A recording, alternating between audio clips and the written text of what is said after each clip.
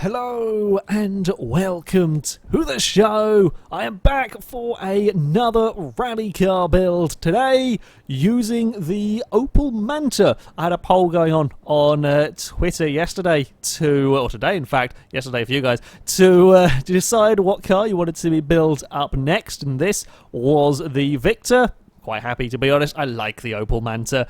So yeah, this is what we are going to be using. Should be pretty damn well suited to becoming a rally car. Now, for this series, the vehicles are, of course, being made up into S1 class, so we have still got some room for upgrades here.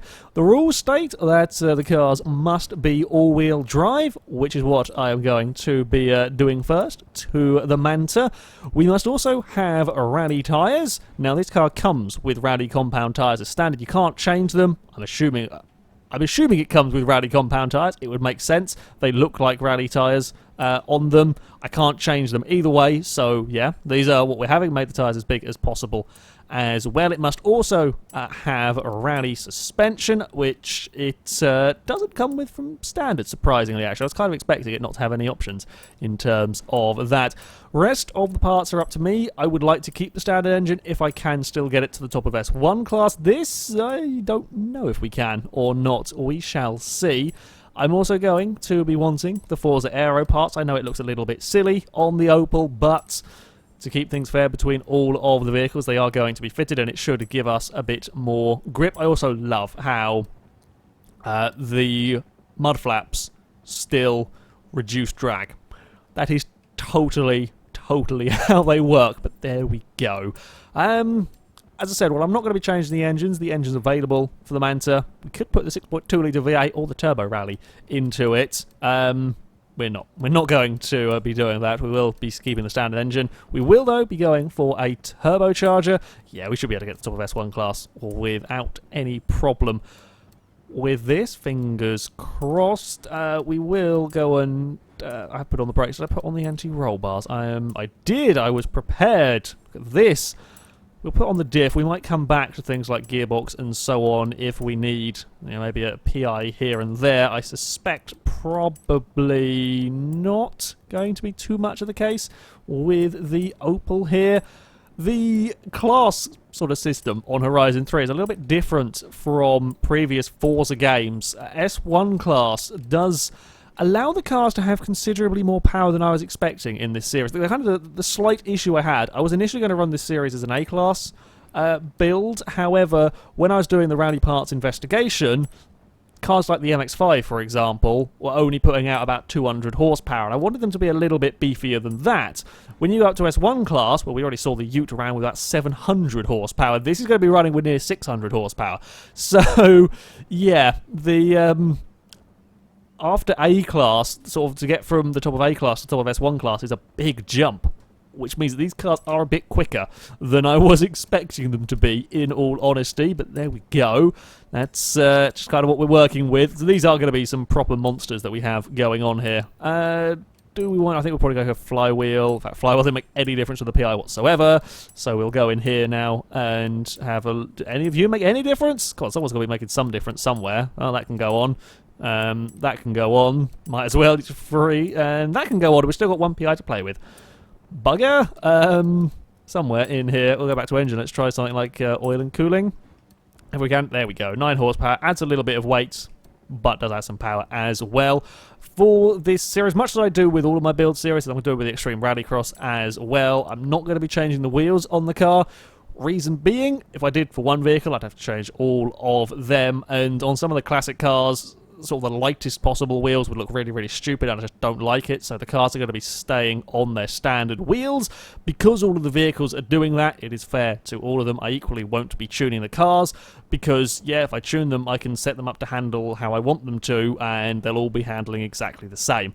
So I kind of want to see what the cars do when upgraded to this class, sort of on their own. So yeah, that's why I won't be touching the tune setup and why I won't be touching the wheels. Because I am doing that with all of them, it is still a fair test, and you get to see what the sort of characteristics of the car are when they are built to this class. 53, almost 54,000 credits for the upgrades on the Opel. Not too bad in terms of price. We are down on power. to the Ute. Quite a bit down on power to the Ute. However, it is considerably lighter. The Opel, considerably lighter, and, well, it was designed to be a rally car.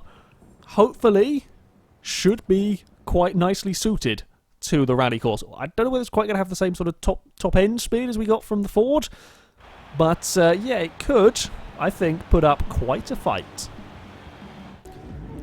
So, here we are for our Reservoir Trail Rivals event that we are using, the rally stage. We are using the Manta. We'll be getting 3 runs through this course to go as quickly as possible as we fly through the first of the water splashes. It's slowed down. Okay, we can get away with a little bit more speed. Wasn't quite sure. This is the corner that is very, very easy to get caught out in. I think I ended up in the wall with a Ute a couple of times.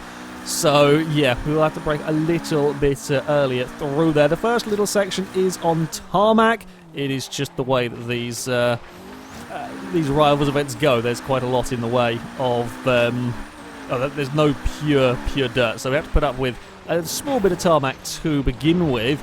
Let's chuck it through the water. I think I've turned in a fraction too soon with the Opel. But this is kind of a bit of a learning run, see where the car is at, see what we can get away with and what we can't. Yeah, just figure out how much speed I can extract from the Opel. It's pretty good handling. I'm quite liking the way that it drives through this stage. That's quite a fun little section. I know the rally stage I did the parts investigation on was a lot more sort of a technical rally stage. I really like having a fast section, or like a faster route for this. I have tended in the past to stick to technical areas. And that's why I picked this particular route. I like having this fast flowing stage to be throwing the cars down, which is why we are racing here. The Manta got a little bit bouncy on that initial, the big landing. It got pinged back up into the air, which isn't ideal. And again, okay, it's not quite got as smoother a landings as I would like, and perhaps have expected from the car. But there we go. I am cutting that very, very fine with the trees there. This is the very soggy corner. Throw the Opel in, try and carry some momentum through the puddle. I'm not sure this is going to be any better at cutting through the water, particularly than the Ute. I think, if anything, it's a little bit more oversteery than the Ford, which is perhaps quite surprising. Not sure. My brain can't think while I'm trying to react so quick through this bumpy section. God, sub-serious airtime going on, and that I think I ended up off the course there with the Ute as well. That was a little bit too much for the Opel. It's going to be relatively close, and for an opening run, although taking out that fence won't have helped, an opening run, that is not too bad of a time whatsoever from the Opel. We are a few seconds down, just over 3 seconds down. We're miles quicker than the Quattro was. However, definitely areas I know I can improve upon in the next run, so yeah, it looks like it's going to be competitive. Right, let us go again. The jumps, I think, is where we're losing some time with the Opel. The big jumps are... It was the landings of the big jumps. We're bouncing around. I've got to get out of the throttle and got to be quite... I can say quite careful. I've got to sort of spend a bit of time sorting the car out whenever it lands, which we didn't get with the... Excuse me.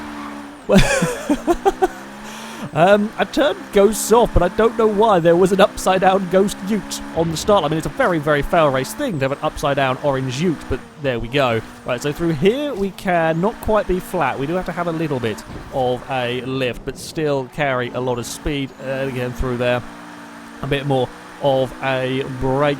I don't think we quite have the ballistic top speed that we got from the Ford, but we do have some nice acceleration in this Opel. Meekly does it through that first corner, and now try not to end up in the guardrail. As I say that is exactly where we go. We are wide around that corner. That bridge actually sort of suckers you into taking a little bit of a too wide a line. I think perhaps the bumps, I'm trying to sort of avoid them. Oh god, damn, I think it's the lightness of the Manta. It is, you know, so much lighter than the Ute, so it's just being thrown around, because we are not hitting these bumps slow.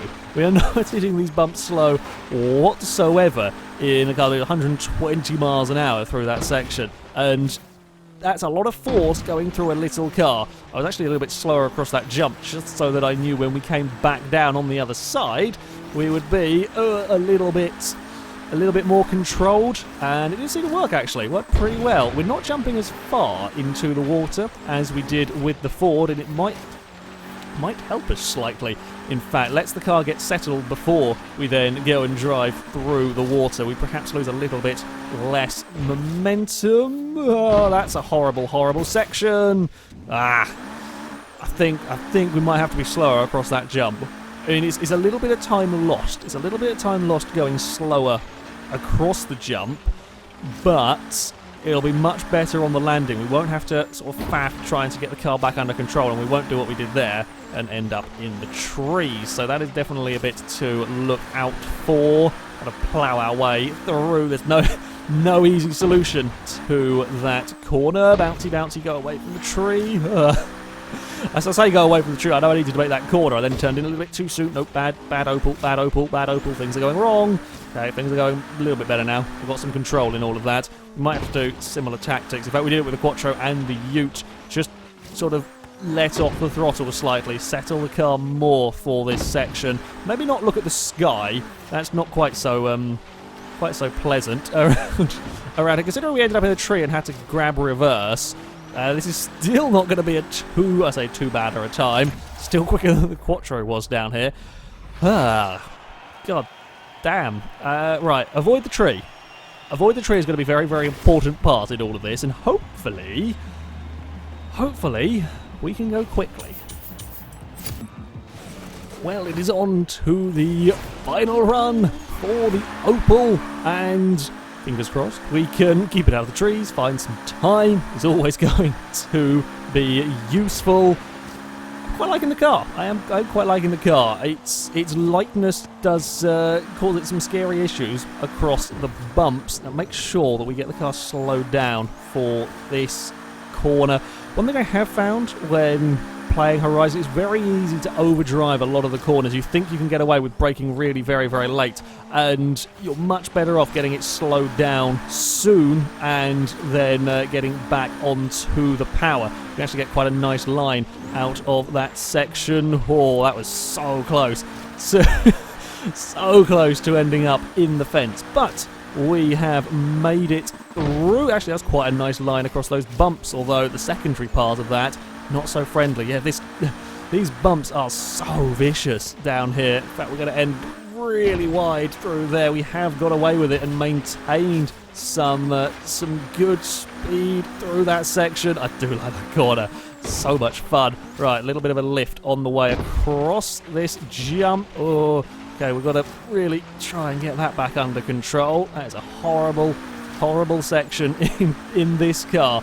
Now, up towards the, jump into the water. Yeah, I think we just about land before. If we land in the puddle, if you sort of land a little bit too far into that, you're kind of immediately being slowed down by the water, whereas if you land just a fraction before it, you can be accelerating into the puddle, which I think might be slightly advantageous. We were better. We didn't end up in the tree at that next of the big jumps. Yeah, a little bit slower towards the jump can be helpful after the fact. Just so much to think about around this course, and we have ended up out a little bit wide, although kind of got away with that one. We didn't spend as much time in the puddle, but we did end up on a slightly wider line. We will see how this does overall. Don't want to end up in that puddle. This is where we have problems now with these really high-speed, bumpy sections. I've had to have a lift down there. The car is just so unsettled through this part. That is a big jump, but at least it's quite nice and straight. And again, really landing on the back of the car as we head up towards this final corner. I don't think we're going to be able to beat the Ute. It's going to be close, but it's not going to be enough from the Opel Manta. Was pretty close indeed. It's just second down on the Ford.